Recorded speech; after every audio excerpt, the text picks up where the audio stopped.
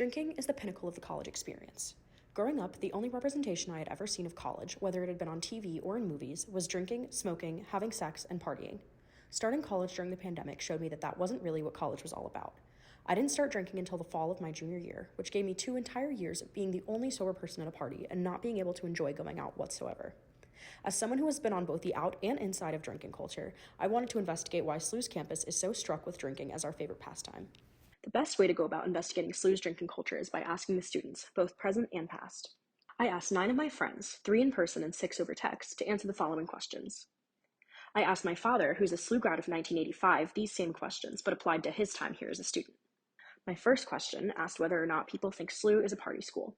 By big school standards, no. For a small school, I would say Slu'S a pretty strong party school. Yeah, definitely. Absolutely. My through-text interviewees all said that Slu'S was a party school, or at least a drinking one. My father agreed with this sentiment back in the 80s. I don't know whether because I was a senior and I had more work to do and was less interested in that sort of thing, but it just seemed like there was a lot more emphasis on fraternity parties and hall parties and the like in 1981 and 82 than there was in the mid-80s. My second question asked how much of campus life is affected by alcohol or substance use. Most of it.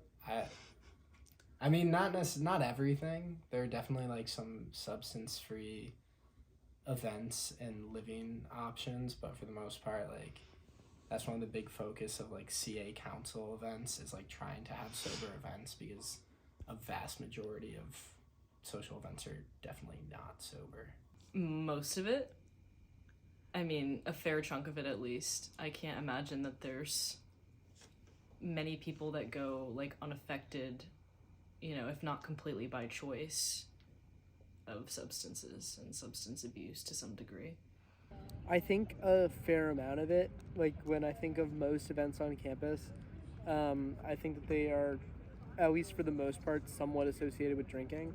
However, I don't think that it's 100%, because I think that there are events that the university puts on, mostly put on by students.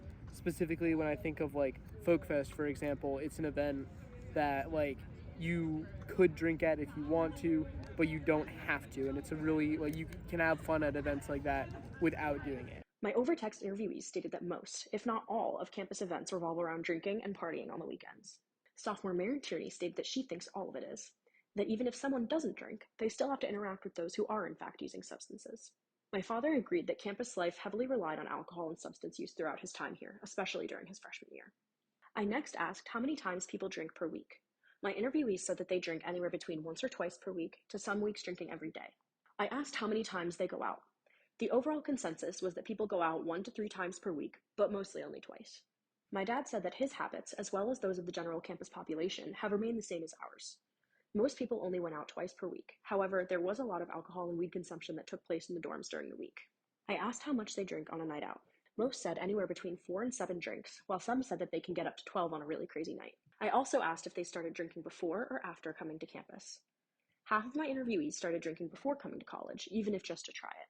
The rest started drinking after. My next question dealt with whether or not people have encountered peer pressure while on campus. Not by other people, definitely no. In the sense that I've wanted to drink to go out, because otherwise it's kind of weird or boring to go out sober, but not by the campus climate itself, no. I've never really had direct pressure. I mean, from anybody being oh yeah, you should drink, direct peer pressure. But I mean, it's definitely part of the environment. It's kind of just what's expected to a degree. No, I don't think so. People have offered me, but never in a way that was we expect you to drink it. It was more of freshman year when I didn't drink. People would see me without a drink and be like, if you would like, here is what I have to offer. And I'd be like, no thanks, I'm good. And it was cool. My overtext interviewees all stated similar thoughts, either that they hadn't experienced peer pressure at all, or that they had, but not in a harmful or forceful way. Senior Natalie Babin stated that she hasn't ever felt pressure outright, but that she has felt the need to drink to feel like she's truly participating in Slu'S social scene. My dad gave an opposing view of peer pressure during his time here. Oh, that was get drunk, get laid was constant. Some of it was friendly. Here, man, I have a beer. Some of it was, being yelled at. You're not, being treated with scorn if you didn't drink heavily. Okay, so it was actual peer pressure. Yeah, you were left out if you didn't drink. My next question asked whether or not people think that they could go out and have fun if they were sober. Not really. I mean, I feel like I could maybe if I had never drank and like didn't know how much more fun it was to go out drunk. But like I mean, I think I could. I wouldn't for the most part. In terms of like going out, like going to parties and like, you know, stuff like that, I wouldn't want to go sober because I'm sure it's less glamorous when you're seeing everything sober. Probably not.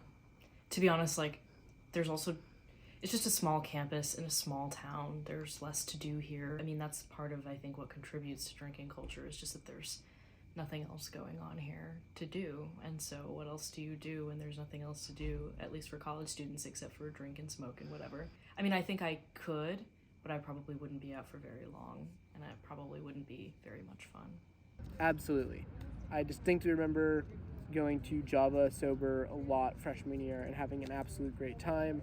And then when I used to be on the Nordic ski team, we have a very, very long dry season. And so I would go to like Java sober at the end of dry season, like even junior year, and that was absolutely fantastic. My overtext interviewees had a bit more of a positive view of going out sober. They all said that they could do it as long as they were prepared for their environment. Juniors Tess Downing and Billy Goggins both stated that their ability to go out sober would depend on who they were with and the activities that they were participating in. My dad shared this same sentiment. Well, it depends on what you were doing. Yeah, you didn't get drunk at a hockey game or anything, but Interesting.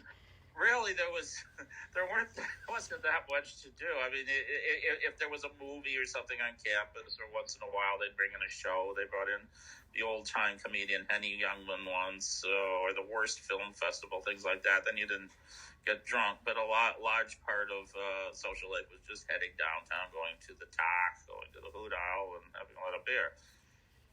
So it would depend on what you were doing there. If you were doing something actually constructive, then you would do it sober. If you were going downtown, then it was pretty obvious what you were going for. My last question asked how people think alcohol affects their overall mental health. At times, probably like, I would say it either has had like no effect for a lot of it. In some ways, I think it's been helpful because like I've met a lot of people because I've gone out, and I don't think I would have gone out if I was totally sober. Or at least I wouldn't have gone out as often and met as many people. I think sometimes, like if you drink too much and too regularly, it can definitely have obviously have a negative effect on your mental health at any given point. So I think there's definitely been times like where it has had a negative impact, but mostly it's pretty neutral or slightly positive. I mean, it's probably not great for it, although, I mean, at the same time, like, it does allow me to, like, I suppose it does allow me to relax and whatever on weekends. I like meeting new people, and it helps me do that, and, I mean, not that I'm, like, necessarily shy, but it helps me, like, come out of my shell a little bit, and, I make a lot of friends that way, so, I mean, I guess maybe a little bit of good and bad. But also, alcohol is alcohol, and it's probably kind of just shit for you in a lot of different ways anyway, so. Personally, I don't think it's really affected it positively or negatively. When I choose to drink ciders, or drink on weekdays and that kind of stuff, it's like I enjoy the taste of it. I'm not feeling the desire or like need to drink it. It's more of it would be nice to enjoy one. And then on the weekends and when I go out and drink more heavily, again, I don't necessarily feel like I need to do it because I do know that I could go out and have a great time sober. And it's more of like, I think this would be a fun thing that I'm choosing to do on this particular night. The rest of my interviewees said that they didn't think that alcohol has had any negative effect on their own mental health. They did, however, recognize that alcohol and alcohol dependence can and does have an impact on their peers. I asked my dad what he thought the impact of alcohol was on his classmates' mental health. Oh boy, I'm not, I don't have any real training in mental health, but it couldn't have been good. I think it probably did a lot of harm. So, what did we learn? Slu'S drinking culture hasn't changed much in the last 40 years. We still go out to the ticker on weekends, and we still drink and smoke in our dorms. Campus events revolve quite heavily around drinking. Our campus is isolated, so some of the only things that we can do for fun here is drink and smoke and party.